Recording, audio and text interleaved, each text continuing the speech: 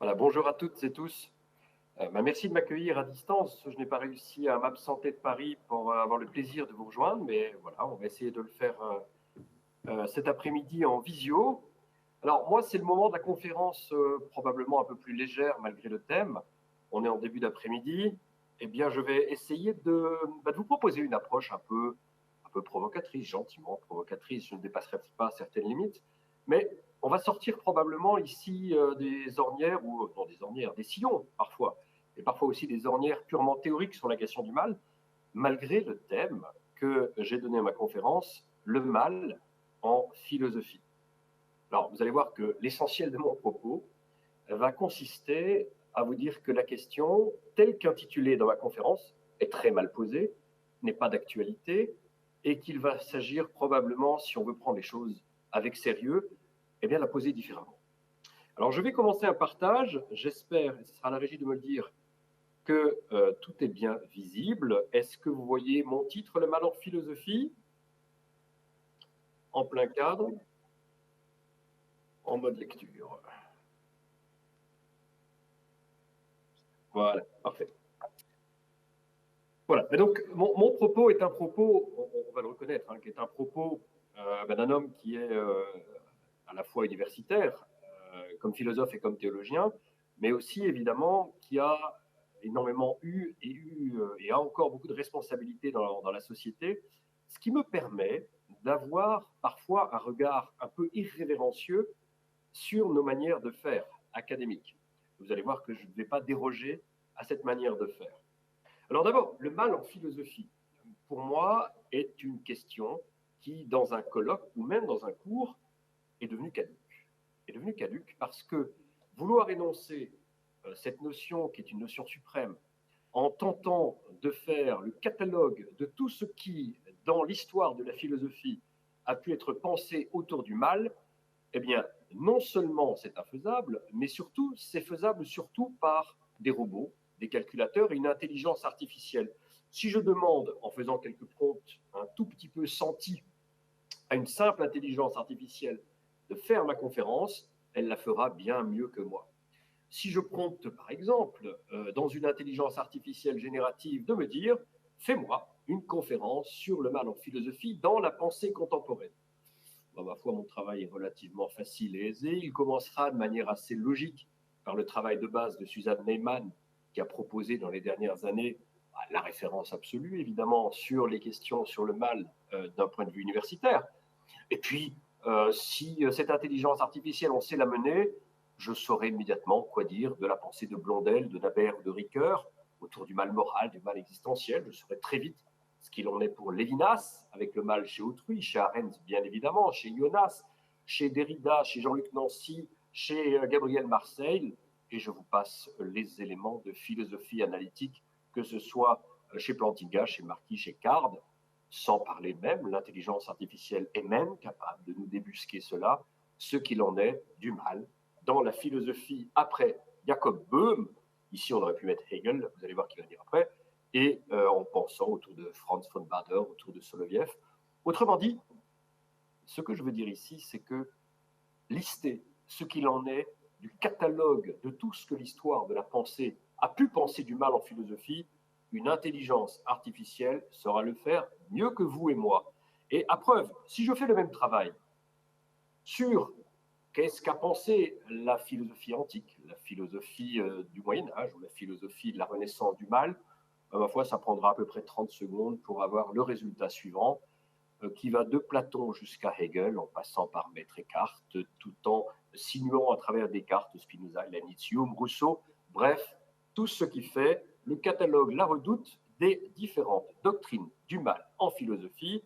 Vous n'avez pas besoin de moi pour l'établir. J'ai ici une intelligence générative qui le fera bien plus vite, bien mieux et de manière plus détaillée. Et même, je vais ajouter un point. Si je voulais même classifier les différentes écoles, les différentes approches dans l'histoire de la philosophie, ben, ma foi, cela prend exactement à peu près 10 secondes pour voir apparaître les 7 grandes tendances de l'histoire de la philosophie, entre une approche qui sera plus métaphysique, chez Augustin, Thomas d'Aquin, ou bien chez Jonas et Neyman, une approche qui sera plus morale, et donc avec une éthique autour de Kant ou de Ricoeur, une approche qui va être plus existentielle autour de Lévinas, de Naber, une approche qui va être beaucoup plus axée sur l'historique et le politique, avec Hannah Arendt, avec Judith Butler ou bien Michael Walzer, par exemple, et toujours Arendt, une approche qui va être plus phénoménologique, une approche qui va être plus pragmatique, une approche même qui va être déconstructive. Au bout de 5 minutes, nous avons notre petit catalogue de ce que nous avons pu penser non seulement en termes d'auteur, mais également de grandes tendances de la pensée du mal en université, d'un point de vue académique, d'un point de vue théorique. Une intelligence générative vous fera cette liste bien mieux, bien plus vite et de manière plus complète que moi. Alors donc, que dire dans un colloque tel que celui sur le mal, qui a une vocation néanmoins universitaire? Que puis-je dire que l'intelligence générative ne dise mieux que moi? Eh bien, je vais vous proposer, peut-être, quelque chose d'un peu inconvenant, de probablement un peu provocateur, qui va être la matière suivante.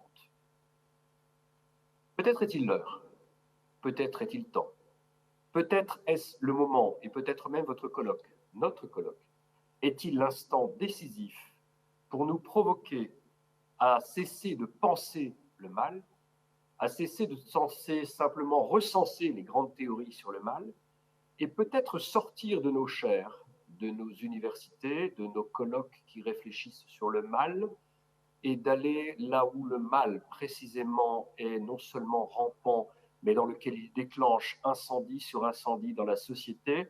Peut-être est-il l'heure, et c'est exactement mon propos, de sortir de nos chaires académiques et de précisément puisant dans toutes les ressources que je viens de résumer grâce à une intelligence artificielle de pratiquement 25 siècles de réflexion sur le mal, pour cesser de seulement penser le mal avec un E, mais de penser le mal avec un A. Sortons de nos chaires, sortons de nos colloques sur le mal pour aller là où il se produit dans la société actuelle qui est en plein incendie. Une société actuelle qui est précisément bouleversée par un mal qui est un mal social, une déchirure du contrat social, des incendies dans tous les sens, qui sont pour l'essentiel résumés par tous les grands penseurs autour des termes de tribalisation, d'archipélisation. Là, je vais lister un certain nombre d'observateurs de la société qui nous montrent bien à quel point un incendie est en cours, à quel point il y a un mal sociétal, à quel point nous avons une responsabilité devant ce que Jérôme Fourquet appelle l'archipel de conviction, devant ce que Azzopardi nous révèle autour de la peur qui gouverne tout, autour de la dictature des ressentis chez Bastier, autour de la géopolitique qui n'est plus que celle de l'émotion, comme nous le dit Dominique Moisy, autour de l'ensauvagement tribal du monde, c'est ce que Delpech nous montre. Ce que Éric Sadin nous dit aujourd'hui, c'est l'ère de l'individu qui est devenu tyran et la fin d'un monde commun. Il faut, nous dit Cantos Perber, sauver enfin la liberté d'expression. Un ensemble monumental d'observateurs nous mettent en garde contre le woke, le gender, la cancel culture.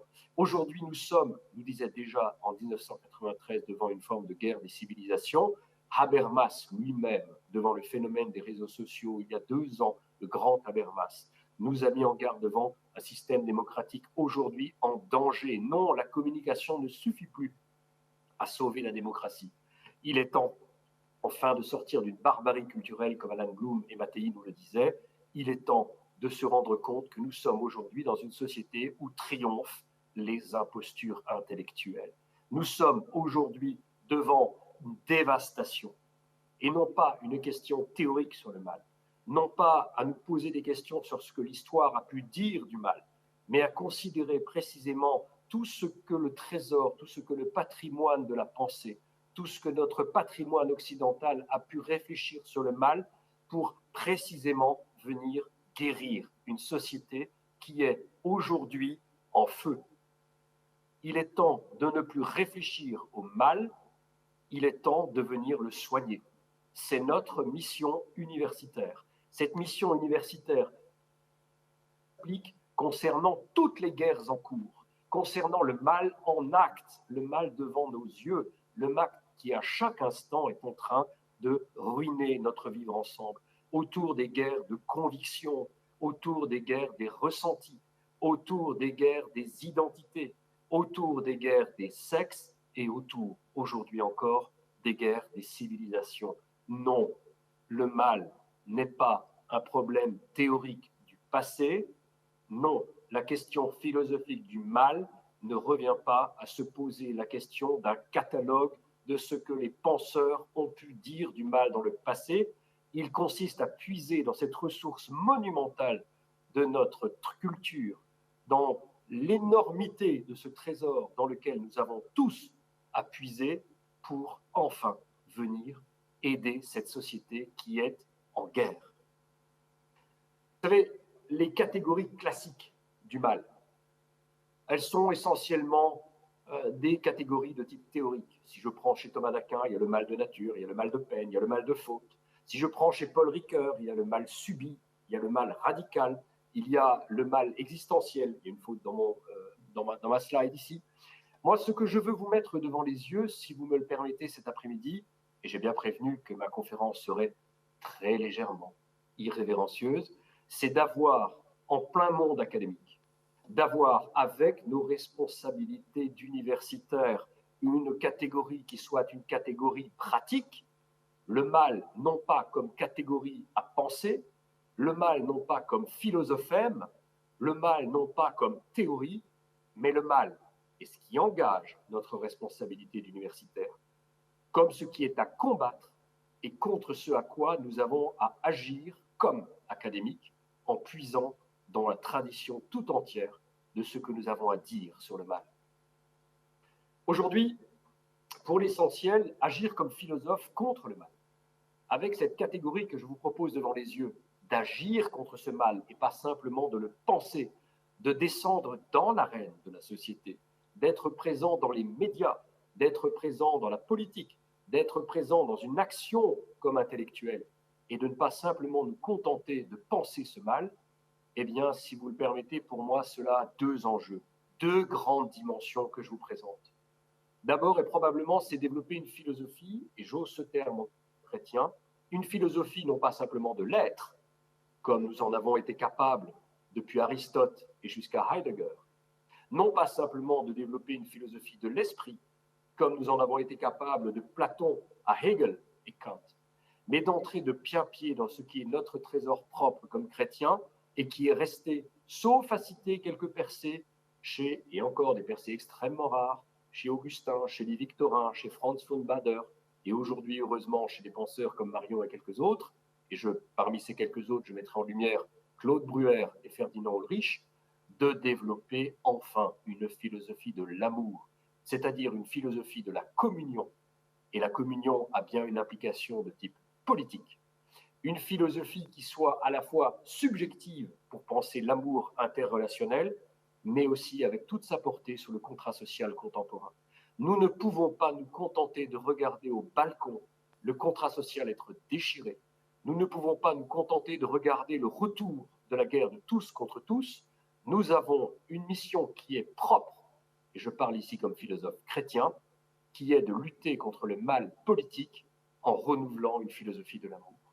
C'est enfin, et c'est surtout, nous engager comme philosophes pour éteindre ces incendies, contre le règne de l'individualisme narcissique, contre ce règne et voir cet empire des émotions contre la raison, contre ce rationalisme technocratique qui aujourd'hui, sous prétexte d'un christianisme girardien aux États-Unis, est en train de prendre le pouvoir, à travers tout le techno-transhumanisme qui est en train de chercher également à dominer chez Musk et chez quelques autres, et, je me permets le mot, contre le retour d'un augustinisme politique qui aujourd'hui, chez le vice-président américain, fait figure de trahison de la pensée politique chrétienne et qui appelle notre engagement pour le contester.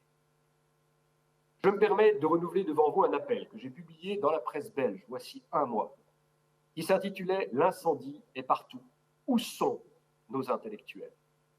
Je vous en cite deux passages. Où sont les pompiers? Pendant que le vent mauvais de Santa Ana siffle et attise les braises, où sont nos élites intellectuelles devant l'incendie de la société? Les académies, les universités, les intellectuels. Nos sociétés sont ravagées. J'ai envie de crier comme saint François Xavier au XVIe siècle, lorsqu'il s'adressait aux élites universitaires. Bien souvent, il me prend envie de descendre vers les universités d'Europe et de crier à pleine voix, comme un homme qui a perdu le jugement, à ceux qui ont plus de science que de désir de l'employer avec profit, combien d'âmes manquent la gloire du ciel, et j'ajouterai ici le salut de la terre, et tombent en enfer à cause de votre négligence. Mesdames, Messieurs, ma proposition est une proposition, je l'ai dit, qui est une proposition un peu provocatrice. Elle consiste, pour l'essentiel, à sortir de nos débats purement académiques, purement théoriques, purement universitaires, pour essayer de comprendre ce qu'est le mal, pour, enfin, comme chrétiens, agir contre lui avec toutes les ressources de la pensée occidentale dont nous savons qu'elle va dans la direction de la pensée politique, de la pensée morale, du mal subi, du mal exercé, du mal qui est le mal selon toutes ses dimensions de péché et de faute, du mal selon toutes ses dimensions à la fois dans la nature et dans l'âme humaine, mais également dans le sujet et surtout dans la politique. L'heure est venue, et je ne compte pas aller beaucoup plus loin que ce que je voulais vous présenter aujourd'hui, de mettre toutes nos réflexions sur le mal durant ces 2 jours, non seulement à l'exposant d'une pensée racée, d'une pensée qui soit affinée d'un point de vue académique et théorique, non seulement d'une pensée universitaire solide, mais également devant notre responsabilité d'intellectuel. Le monde est en feu, le mal ravage aujourd'hui notre société.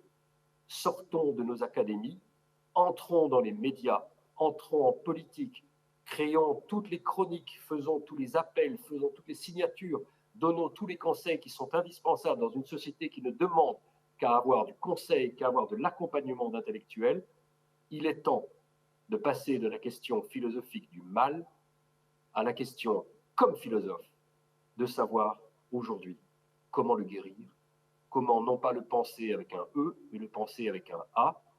Mesdames et messieurs, que ce colloque serve à tous à guérir une société qui est ravagée et même dévastée par le mal.